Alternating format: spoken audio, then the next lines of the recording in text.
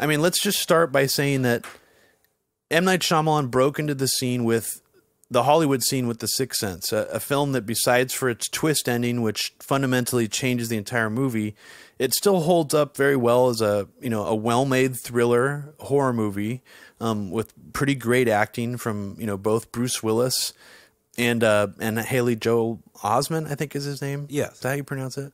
Yeah, Haley Joel Osment. And so M. Night shot and directed this movie when he was only 28 years old, which kind of blew my mind when I learned how young he was when he broke onto the scene. He had made a few other movies before that weren't really popular, but he was immediately hyped up as the new Spielberg. I mean, there's even a Newsweek cover that says that with him on the front. He was elevated to a point where most first-time directors are not. I mean, maybe the only other example I can think of is J.J. Abrams, who sort of was hyped up as the new Spielberg. Because he desperately wants to be the new Spielberg. Yeah, exactly. More than anything. Yeah, so the fact that M. Night was hyped up as the new Spielberg, it wasn't even because his movies were in the style of Spielberg. They were just interesting and well-made. But one of the things that's always sort of made me interested in M. Night Shyamalan is there's something I've admired about his ability to continually take these sort of weird risks in his films that are deceptively presented as tonally mainstream films. And there's not very many other directors who work this way. So he fits in this weird category where his films are very creative and different, but not in the same way like an art house director or a Lars von Trier, type person would make the films. They're very stylistic, but they resemble in some ways a mainstream film. And, Steven Soderbergh maybe fits into this category a little bit. He sort of has a lot of experimental features in his movies underneath his mainstream movies even. But at 29, he shoots and directs Unbreakable, only a year after The Sixth Sense. It comes out in theaters just a little bit after the first X-Men film. So this is, Leslie, you were mentioning earlier how the 90s superhero movies were widely hated by critics. Blade wasn't even really considered a cult movie until much later, and the people who said Black Panther was such an amazing woke film completely ignored Blade, yes, and its existence. But so those were the only movies out. It was Batman Forever. I would say Batman Returns, and Blade were sort of my favorite superhero movies from that era. I didn't particularly like the first X-Men movie. It hasn't aged well. But so Unbreakable comes out in 2000. What's amazing is Unbreakable is basically a deconstruction of a superhero film before superhero films even became these bankable movies that are the biggest movies in the world. And then he ends the trilogy, Unbreakable is the first installment, after all these Marvel movies have come out. I think something like 26 Marvel movies have come out in the last 19 years or so. And so that's just impressive alone that he sort of end capped this era with a superhero movie that defies genre, really. You can't even really call it a superhero movie after 19 years. So I guess let's start with Unbreakable. I mean, when you guys, I'll start with you, Leslie. When you first saw Unbreakable, did you see it in the theater? Like, what was your impression of it? Like, what did you like it at first? Did it take you a while to get into it? Like, give me a little history on that. When I saw the promotion for it, I wasn't really on my radar. It didn't really necessarily interest me that much. I didn't watch it until it was like on DVD for rental and stuff. And I realized now, like, I didn't even know it was supposed to be a superhero movie. That was actually a kind of a surprise. It wasn't necessarily marketed as like this, a superhero movie. It wasn't marketed that way. It was kind of more of like a mystery, a thriller sort of thing. And when I watched it, like I do think it might be the best superhero film, period, because it really takes, like, so we just in Struggle Station, we recently did an episode about Watchmen, and people forget, the premise of Watchmen is, what if superheroes existed in the real world, and like how that would change everything. And Unbreakable kind of has the same like premise, except, you know, what would superheroes be like in the real world for real?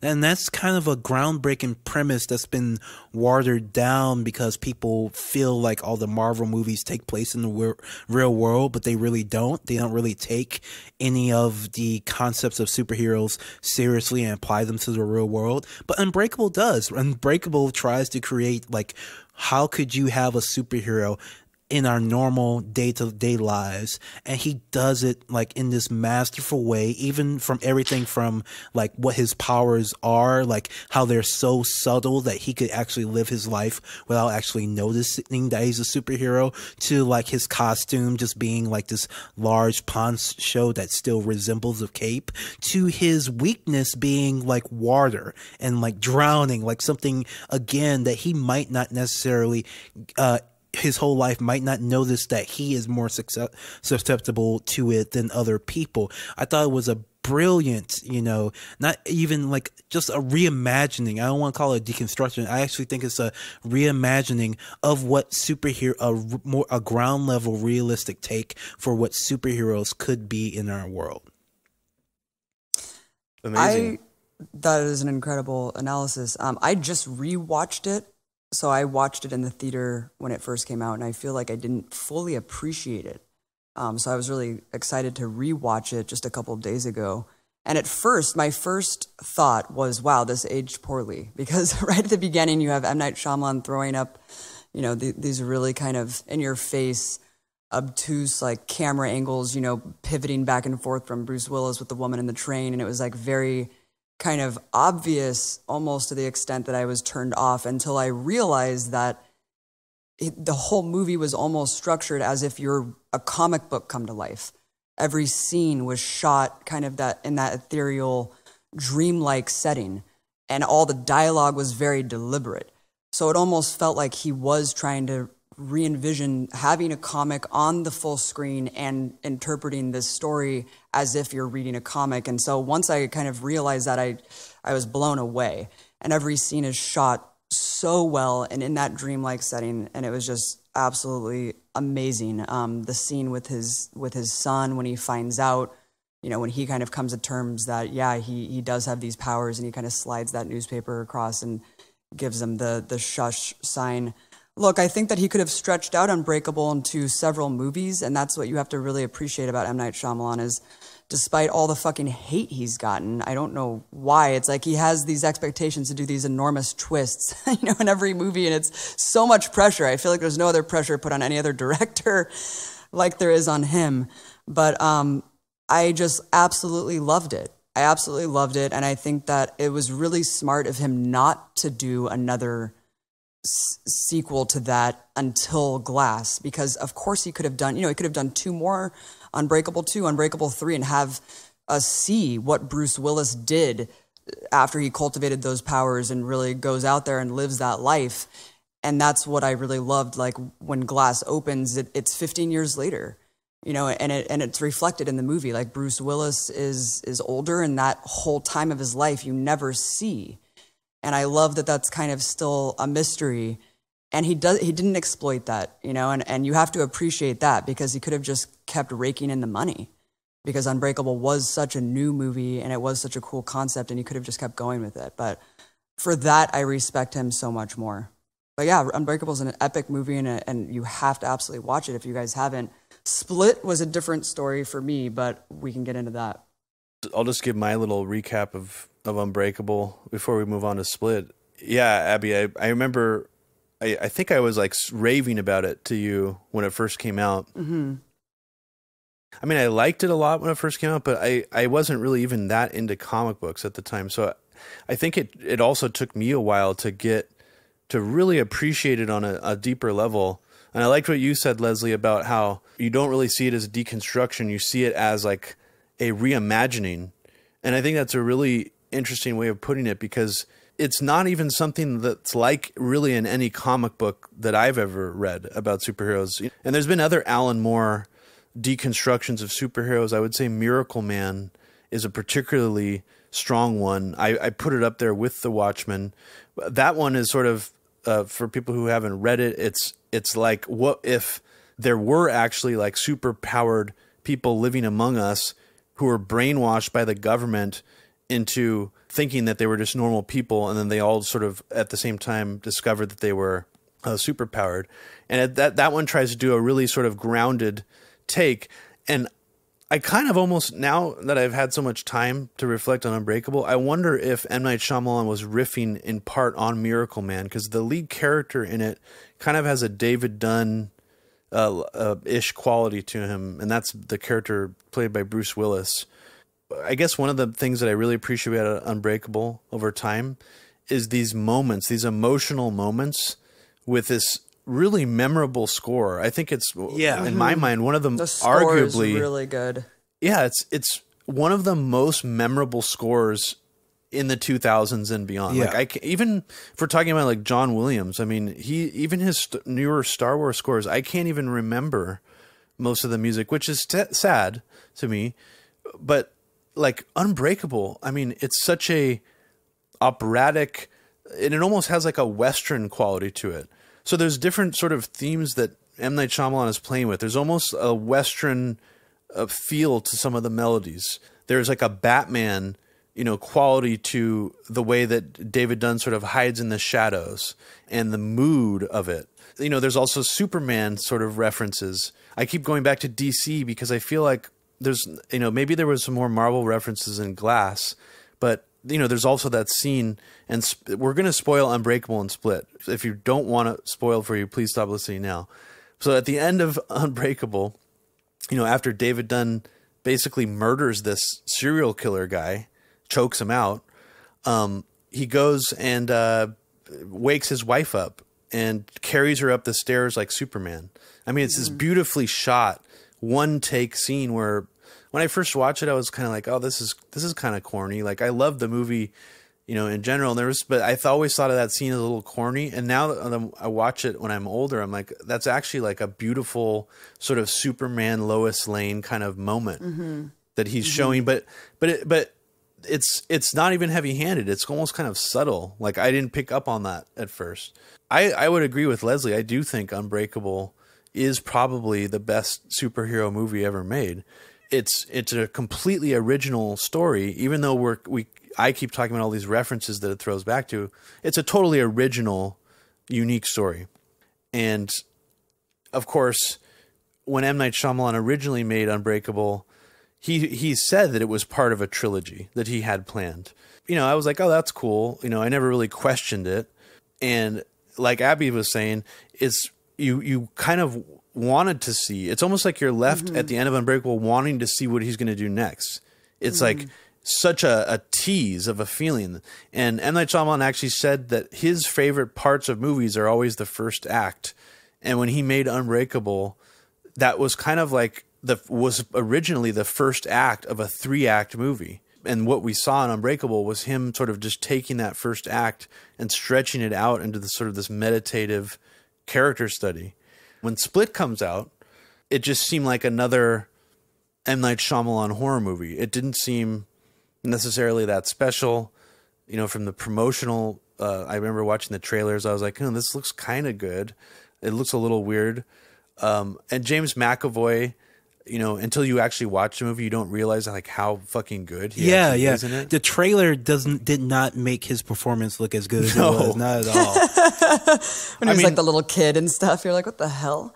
It's funny because even James McAvoy said in an interview when he first read the screenplay for Split, he was like really concerned that this Hedwig character was in it so much, because he's like, if I have to act like a 9-year-old for this much of the movie, it's going to be unwatchable. So, it's challenging to cut that into, I guess, a trailer that seems interesting. But, I remember walking out of Split thinking that was a good movie. I actually thought The Visit, the movie that people sort of were starting to say M. Night Shyamalan was back when he made, I remember thinking that one was like amazing.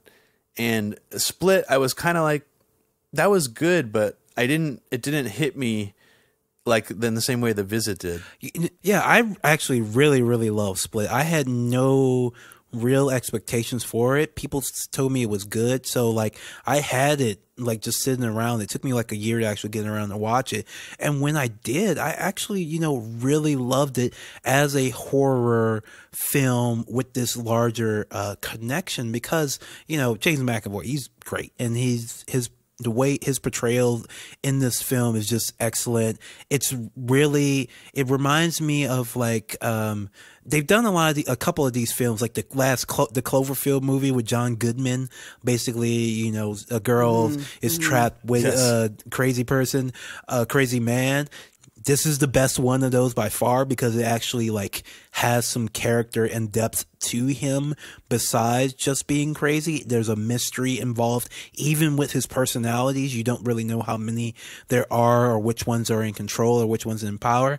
And they didn't skip on the violence. I thought this would be a bloodless movie by the end, but when it paid off, it really did pay off. When the beast came, it really was a freaking beast that was scary, and I really thought that it could have been a much softer, safer film, but M. Night Shyamalan didn't choose to do that, and I really appreciated it for it. Yeah. Abby, do you want to talk on Split? Sure. I was going to say one more comment about Unbreakable. What I loved about Unbreakable is how I empathized with the terrorist. Yes. I don't usually empathize with the villain and or the mass murderer and the terrorist, and for some reason you feel so bad for Samuel L. Jackson, and you hate when you find out that he goes in a mental institution, because you're just like, he just wanted to know. Yes. He just wanted to know that his life had meaning. Don't you guys understand? Yeah. I mean, so I loved that. That's hard to do. He lost me at the Village.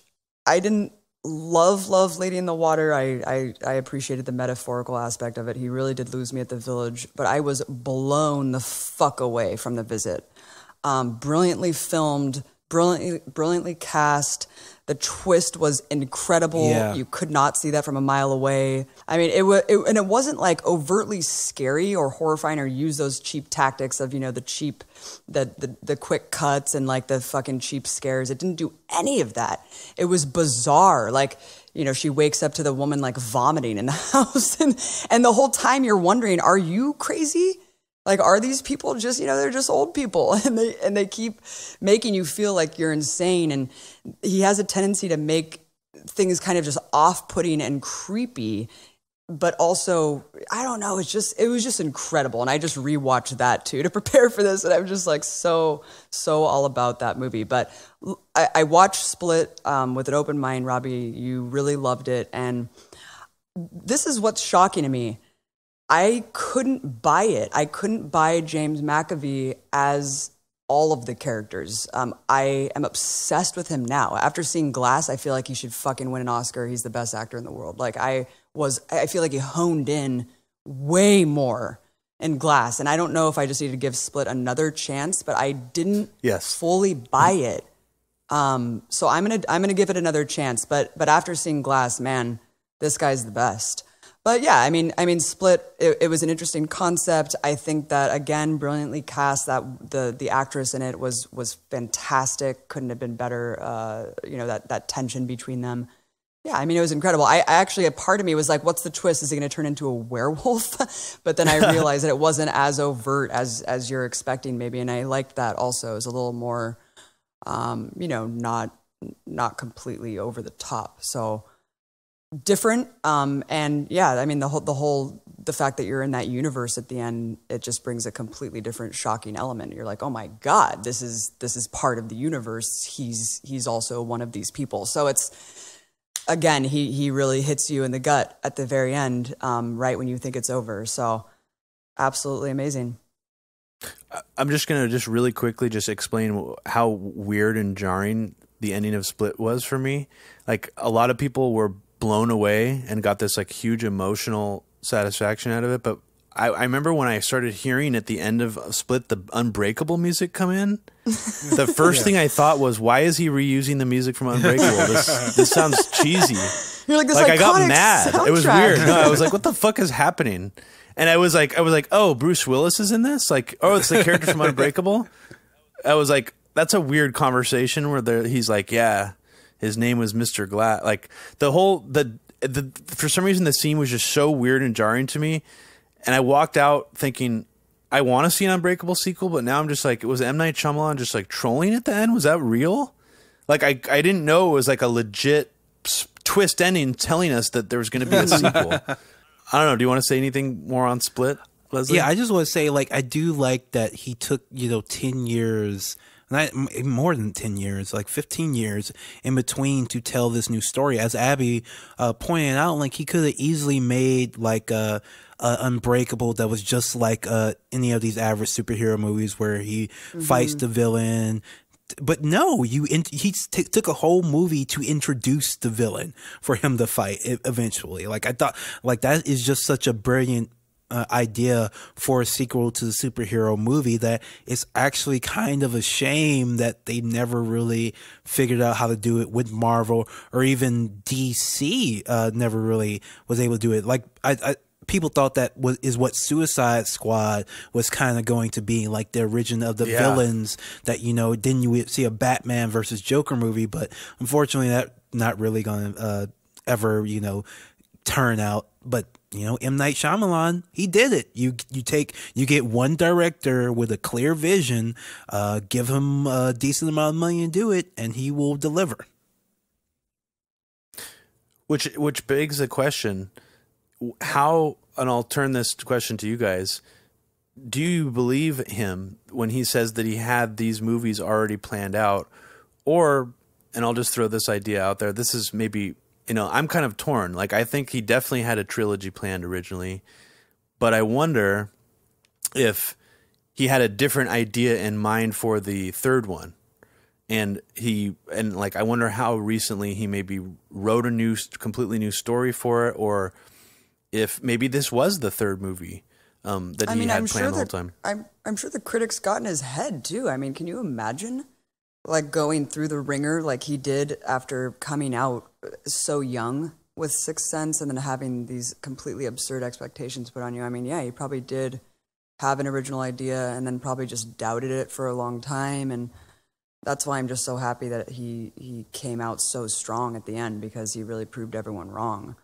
And made everyone look completely stupid. But I can't imagine that he wouldn't have just constantly doubted himself and maybe rewritten this story many, many times, especially because Unbreakable was such a first big success as well, and maybe Split didn't do that well, and so it was a lot of pressure. I think when I saw the ending of, I'm sure he probably rewrote some of it, but when I got to, we'll talk about the ending of Glass, I really felt like that's probably what it was going for the whole time, because it's a kind of a neat little circle back to the beginning. I think the specific of the ending probably is what he originally came up with. Now, the way he got there might have changed and adjusted with the times too, because it has been 15 years. There have been all these superhero movies. You do need to kind of adjust and update your ideas, but I think the ending was probably the same. Yeah, no, I mean, it did tie things up so nicely and seemed like such a perfect callback to both movies in so many ways that it's hard to say. But I mean, I would lean more towards the direction of that he definitely had at least the story treatment, sort of all planned out. Why do you think it took him so long to complete it? I think maybe working with Blumhouse and the budget, and like being, thinking of himself now as like sort of a lower budget director, maybe has helped free him a little bit creatively. Like, I almost feel like he did let the critics, I'm just projecting here. I don't know if this is necessarily true, but I've watched a lot of interviews with him recently, and it seems like there was a moment where he wanted to have the creative freedom that he originally did, but he didn't want to maybe get the same amount of heat that he originally did. And then also make money too for, like Unbreakable actually, I think even lost money when it came out. It was a $70 million film. Split, I think, was somewhere around 20 million or something like that, or less. Wow. Wow. No, so actually, Split was 9 million.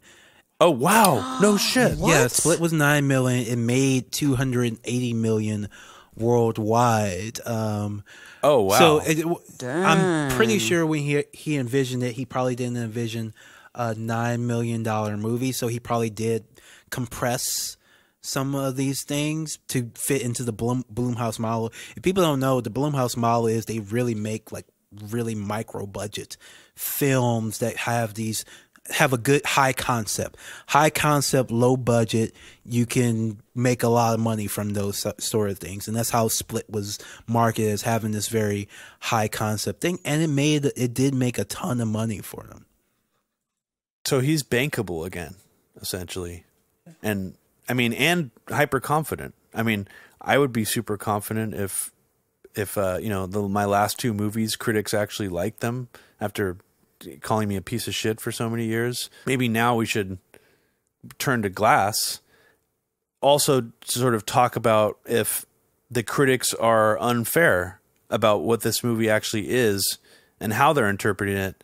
Because just one of the things that I found interesting is a lot of critics seem to think that M. Night Shyamalan was talking about himself in this movie, and the movie was about how he's a misunderstood genius. I just found that kind of funny on one level, because I could kind of see maybe how some people thought that, but it's just so unfair, because they do this to M. Night Shyamalan a lot. I noticed they did it on Lady in the Water, especially because he kills a critic, a movie reviewer in it, the Bob Balaban character. I don't know if you guys remember that, but I mean, when I saw Glass, I saw that 33% on Rotten Tomatoes. I didn't look on any actual reviews. I didn't want to spoil anything. I felt like the trailer already showed us a lot. But when I walked into that movie, I actually had my expectations fairly low. I knew that Split for me was something that grew on me over time. Like, it took me maybe 2 or 3 watches to actually realize I loved it as a movie. And I even argue it's one of the most rewatchable M. Night Shyamalan movies. That when I saw Glass, when I walked out of Glass, I was fucking blown away. Like, I was not just thinking M. Night Shyamalan is still back after this peak of success that he's had after a slump, but this is one of, in my opinion, one of his more brilliant films, if not maybe in his top 3 films.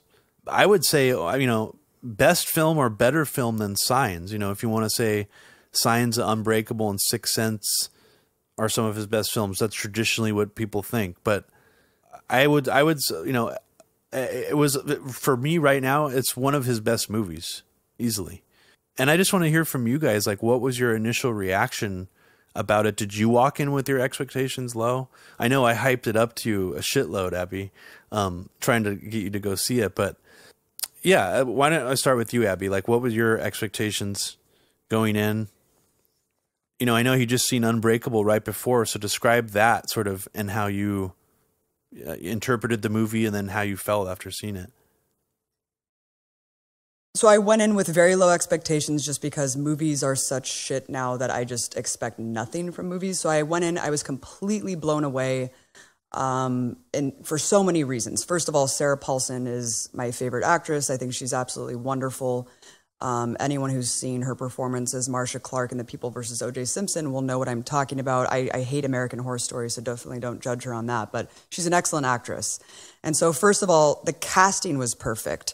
The fact that he brought back the kid was very emotional, especially after just seeing Unbreakable. And I haven't seen that kid in 15 years. So seeing him felt very real almost. It was like you grew just with these characters that you had just seen. And you kind of believed that, that they had been there that whole time, and you kind of imagine what was his life like the last 15 years.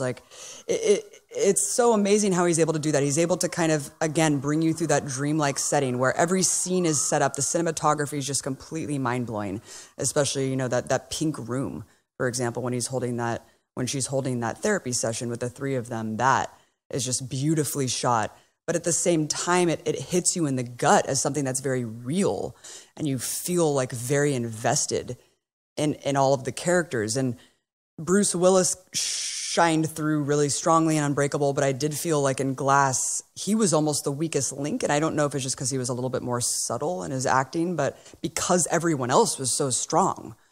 It was emotional, it was beautiful, so many twists that hit you so hard that you do not see coming. I think that, are we doing spoilers here? Let's maybe wait until the last, very last part. But yeah, keep going. Yeah, but I mean, absolutely mind-blowing. I think that even though I was disappointed with an aspect of the ending, it made sense. I just wanted more selfishly because I loved it so much I didn't want it to end.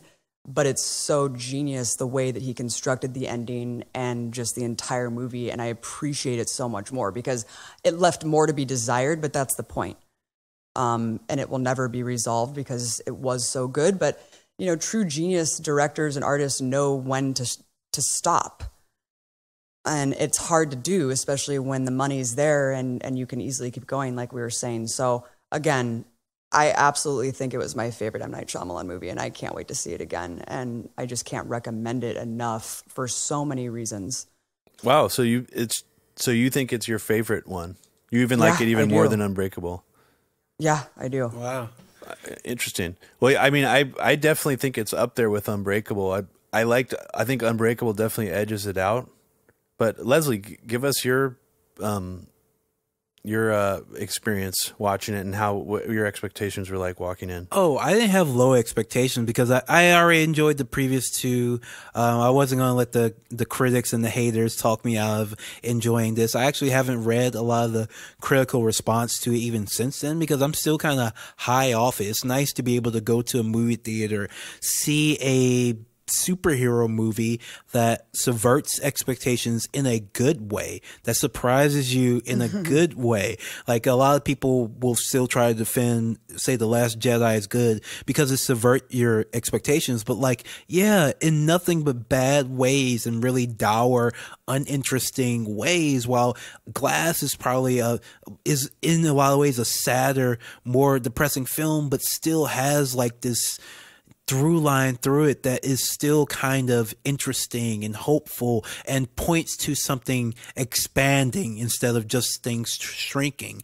Like all these sacrifices the characters make in the film are done for a larger purpose, and then you can imagine from there what happens. I like that what you said, Abby, about knowing when to stop. He stopped at the exact right point, and now the Unbreakable universe, it exists for all of us now. Now we get to dream about it and imagine about it for the rest of our lives. Like what happens to this world now that all this stuff has happened. And that's what I love from film. That's why I loved Star Wars, because I could, and the expanded universe version of it, because I could imagine all these other things happening from what I was reading or watching. And I think this trilogy really created something as interesting as that. Beautifully put. Yeah, and I'm tempted to go into a little bit of spoiler territory comparing this to the Broom Boy, but let's wait a little bit because I think that he did a really interesting thing that you could argue is Broom Boy-ish, but it's definitely on a whole other level and is like the right way to do something like that. I guess just speaking from as a hardcore Unbreakable fan, the reason it wasn't even because of the low Rotten Tomatoes score, although that did worry me a little bit. It was more just because Unbreakable to me is like one. I would say it's definitely in my top 5 films of like all time. To me, it's one of the most perfect films ever made. To me, it's up there with like some of Stanley Kubrick's best films, and so that bar is very hard to reach. And I guess part of the reason I was blown away is because he fucking did it. I mean, he still didn't, to me, get better than Unbreakable, but he got really close. And the message in the movie, even though it is an overall very depressing movie in a lot of ways, there's an underlying, like, very hopeful, positive message in all of it, which I was also blown away by, that ties in perfectly to the last 2 films. like almost like in an effortless way that he did that. And that was also just, wow, how incredible is it that he connected both of these movies? You know, that was another thing that slightly worried me walking in, is how is he going to merge? Even though I believed him that this movie Split was part of the Unbreakable trilogy originally, I was still confounded by how is he going to do this? That might not work. But man, did he make it fucking work? It made perfect sense. It was like, oh my God, this is it. Like, he figured it all out. Like, I don't know how long he's figured it all out, but he managed to do it in elegant and beautiful ways that, I guess, just as an M. Night Shyamalan fan and someone as a fan of Unbreakable, just super excited to see what he's going to do next. And hopefully other filmmakers are inspired too to just do more weird movies like this. And I would say it's definitely a weird, hard to pin down movie. It's not a genre movie. It teases you multiple times throughout it, making you think it's going to be a superhero movie. I mean, even the setup, which is not really a spoiler, is very Batman Arkham Asylum-esque. It feels almost like a better version of like a Suicide Squad Arkham Asylum movie or something. One other aspect of it that really kind of impressed me, I've actually watched it 3 times now, was right when they land out of that building during that really satisfying sort of confrontation, which takes place in the first 20 minutes of the movie, which is like, this is what he knows you want to see, which is also kind of riffing on the superhero formula. Like, he's giving you what you want to see as the third act in the first act of the movie, which is also like, boom, holy shit, what's he going to do next? And I think that's where maybe it lost a lot of these critics, where they're like, oh, he can't live up to that. But I thought what he did with the rest of the movie was brilliant. Yeah, he could have easily opened up with done just taking out a low level person, and done like a traditional superhero story where he doesn't meet the Beast until the end. But like the way the tension builds between them in that middle section was like, wait, he's right across the hall. Like that anger that they have towards each other, that's so like cool. Like you'll never get something like that with Batman versus Joker in any of these movies, or Iron Man versus whichever disposable villain he's fighting in his films. Like that's one thing that this film really gets, that like the Marvel universe specifically has struggled with, is it has 2 really good villains with motivations and backstories. And like a lot of times in this film, you'll end up rooting for them. Like during this, even while sometimes they're hurting and murdering people, you'll be like, oh, I still want them to be able to get away. I still want them to be able to do what they want to do, because they're just these fully fleshed out characters that aren't, just one-dimensional with one purpose, trying to blow up the world for no particular reason. Yeah, there's so many series. You can invest yourself in a 12-part series now and just have no interest in the characters at the very end, and you just feel like, why did I just waste 16 hours of my life watching this shit for no reward? And it was just the complete opposite, where you were so enthralled and so invested in every single character, no matter what bad deeds they did.